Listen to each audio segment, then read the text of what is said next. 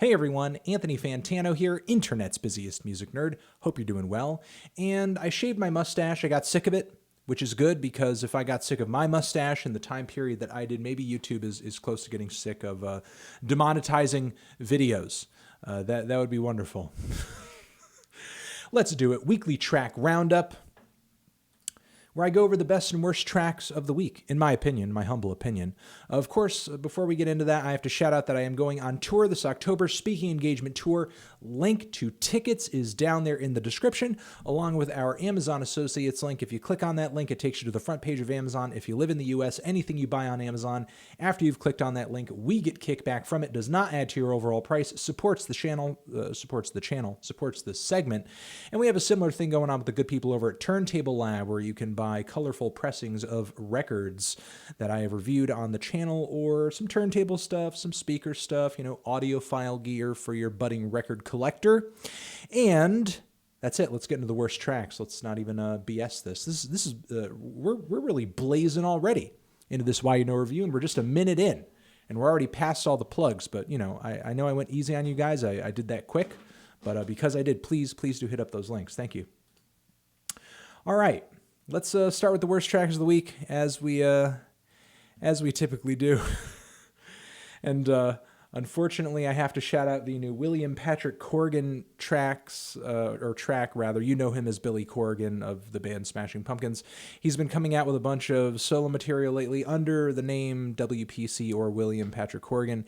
And my God, his solo music lately has just been super dramatic and, I don't know, just full of hot air and really fluffy, and it seems like overperformed and overproduced for such a half-baked song, such an uninteresting song, such an uninteresting acoustic track.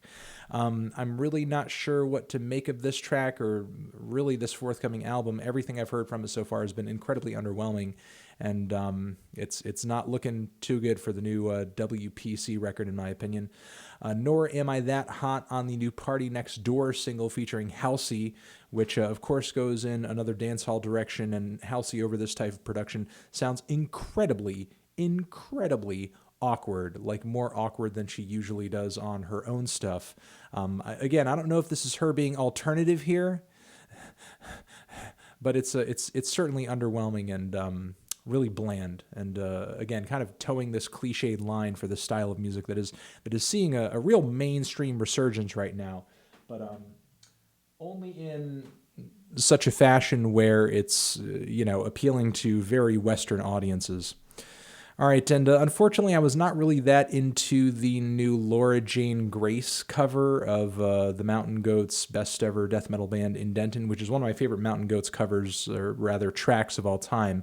And this track is going to be featured on a forthcoming album where it's just nothing but other artists covering the Mountain Goats. So I'm kind of excited to hear what artists are on here, what songs they're going to cover. I know there is a track list, so you can already see what songs are going to be on it, but I don't know what artists are going to be covering what. And so I'm kind of excited for the reveal, for the final reveal. But in my opinion, it's not really off to a good start. I mean, it is an acoustic version. I just really feel like Laura sort of overdoes it with her vocal delivery a little bit, is just a little bit too authoritative and not all that, I guess, kind of earnest, and doesn't give the story much of a sympathetic edge, in my opinion, which is the part of the beauty of John's original performance of this track. But it underwhelmed me, but maybe not you guys, maybe not other Mountain Goats fans out there.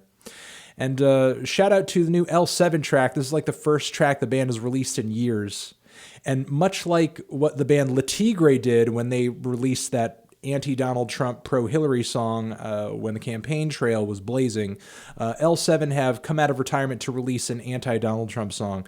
It's titled Dispatch from Mar-a-Lago, and it is like this really stomach-churning rock music, like with a W. That's how much it fucking rocks. It's just like, I don't know, punky bar band rock with like pretty much every guitar riff cliche in the book. And the fact that it's trying to ram a political message down your throat, stated in a, really ham-fisted way, just kind of makes it a little gross and uninteresting, and feeling like they're just trying to pander to the fact that I don't like Donald Trump. And I hate being pandered to. All right, but those are the tracks that I thought were the worst this week. Let's move on to the songs that I wasn't crazy about, but I certainly thought were worth highlighting, worth shouting out. For one, the band Wild Beasts to have a track out titled Punk, Drunk, and Trembling. This song to me is a funkier and synthier and much more vibrant and interesting take on the sort of 80s sounds that the band was dabbling in on their last record, Boy King, which underwhelmed me, and I kind of dipped on, unfortunately. But another sort of sad thing about the release of the single is that it has come with the announcement that the band are actually going to be breaking up and doing a farewell tour. So do look up those dates. Do look up, those final moments that you're going to be able to catch this band live, because they are a good band. And if you ever enjoyed their music over the years, you're probably not going to want to miss that. So check out the single. Look out for the band coming to a city near you, hopefully.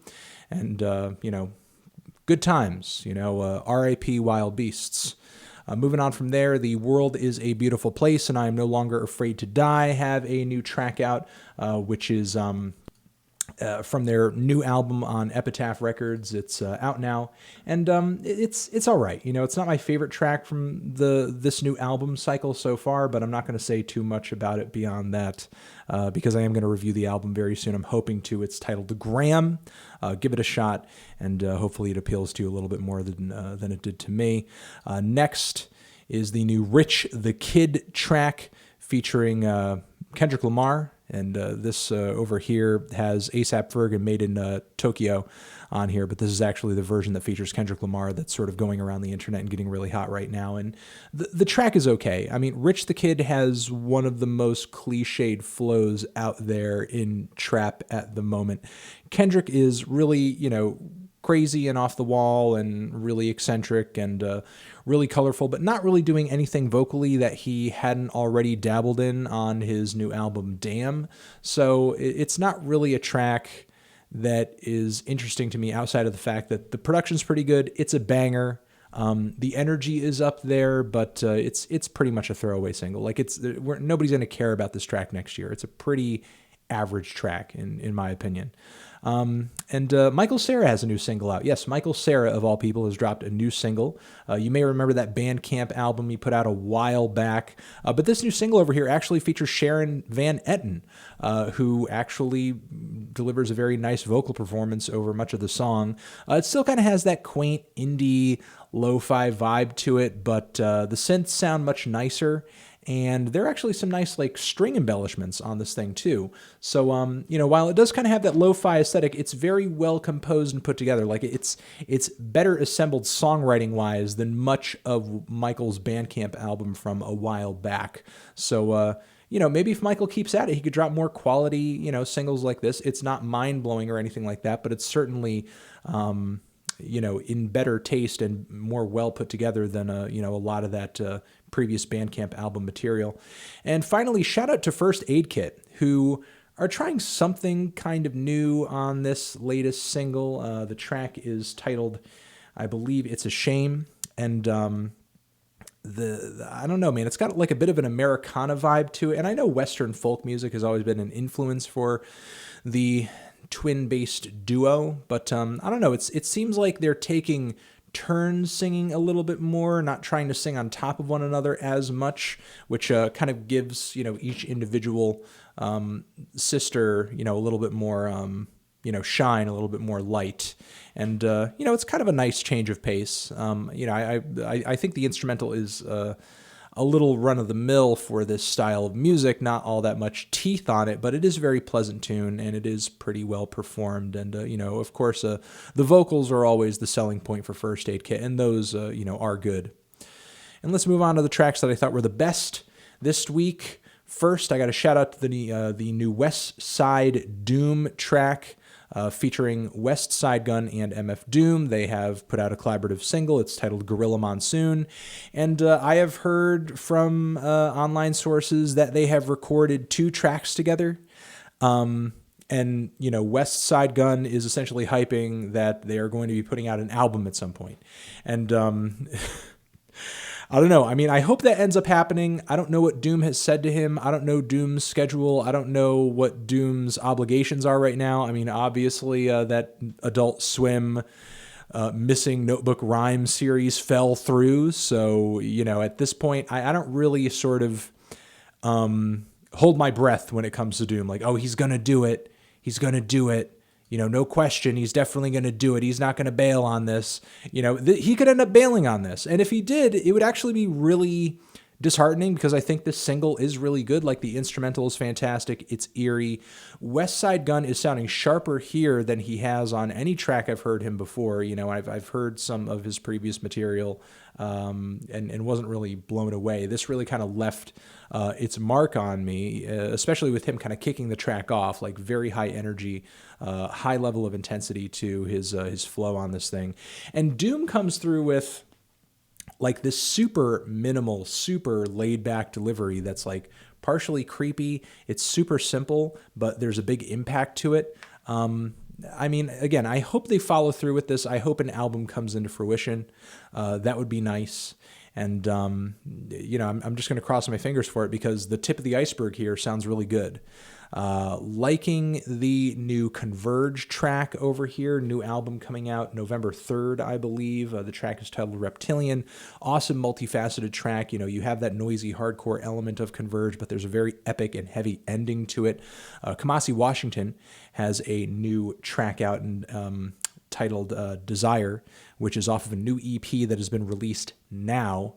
And it's just kind of like, the same energetic jazz that I've enjoyed from him in the past, but, sort of delivered in a shorter song length. It's a little bite-sized, which is, I guess, with the theme of the EP that he has just dropped. It's just like a 30-minute EP, but so far it sounds like there's a lot of quality tracks on it.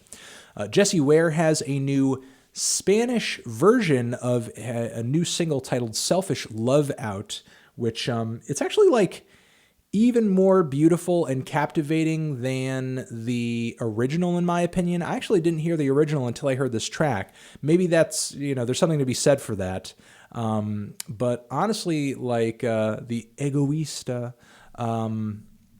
refrain on here sticks with me so much more than the Selfish Love one does. I mean, this isn't going to be on the album, unfortunately. Maybe a deluxe track down the road. I'm not entirely sure, but I think it says a lot about the current state of music that you have American pop artists again releasing Spanish versions of songs. And, that used to happen quite often in the 50s and the 60s, but not so much these days. But now, you have songs like Despacito, ruling the airwaves and, being the most watched music video on YouTube. Obviously, there is a huge market out there for Spanish music, and it seems like it's growing to the point where now American and just generally English-speaking artists, because Jessie Ware, I believe, hails from the UK. I could be wrong on that, but I believe she's from the UK.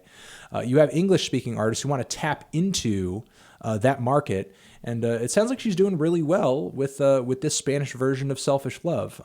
Again, I do like the original track, but this Spanish version is really kind of like hitting me hard. And looking forward to her new album. Looking forward to the new record. Moving on from there, shout out to Injury Reserve, who have an excellent new track out titled Boom x3, which I'm not going to get too deep into because they have a new EP out now titled Drive It Like It's Stolen. These guys are a LA via Phoenix hip-hop trio that I reviewed on a few occasions in the past. They're excellent. They're very talented. They have a very unique sound and, great lyrics, great production, very cutting edge, very contemporary, very bouncy, very colorful. And this song is incredibly dark, though, compared to a lot of their other work, as is this EP in general. But that's all I'm going to say about it because my review for this thing is coming out very soon. Just look for this EP, get your hands on this EP, get your ears on this EP. It's really good. And again, shout out to Injury Reserve. Courtney Barnett and Kurt Vile have a new track out from their forthcoming collaborative record. This one is titled Continental Breakfast. And like with the last track that I heard, I mean, once again, these two come together and I don't know, man, they just have excellent chemistry. This track, a lot like the previous single, plays to this wonderful, self-aware sense of humor that it seems like, both of them have internally and originally, but it seems like they really kind of bring that out in one another in a really beautiful and entertaining way as they kind of talk about, relationships and friendships across continental lines across the world. And, there are a lot of lyrics here that are very silly and tongue-in-cheek and playful and somewhat flirty and very feel-good. Like, it's another great and well-put-together track, and vocally, I think also Kurt and Courtney complement each other really well. So lyrically, vocally, instrumentally, seems like they're just doing a lot for each other on this collaborative record, and I'm just kind of really excited to hear it, despite the fact that I was very much underwhelmed by Courtney's last solo effort, Kurt's last solo effort, but together it just kind of seems like they're, I don't know, they're just really hitting the nail on the head. And finally, shout out to Andrew Savage of, he's in so many bands, Ferguson Geronimo, like Teenage Cool Kids. There's so many bands that he's been in the past. Parquet Courts. But he has a new solo record coming out very soon. And this new track over here is a kind of country honky-tonky track that has, some pretty forlorn and very introspective lyrics on it that I thought were pretty cool. And those are all the tracks that I wanted to shout out this week, guys. Again, those are the best tracks. They're all linked down there in the description. Those are the mez, those are the worst tracks. Once again, reminding you that I have a tour coming up in October. There are West Coast states, there are East Coast states, freaking Seattle and New York, and I'm in Massachusetts. Of course, I'm in California and all that. And also our Amazon Associates link and our Turntable Lab link. That has been the weekly track roundup. Hopefully you guys got some good recommendations out of this. You're the best. Love you. Forever.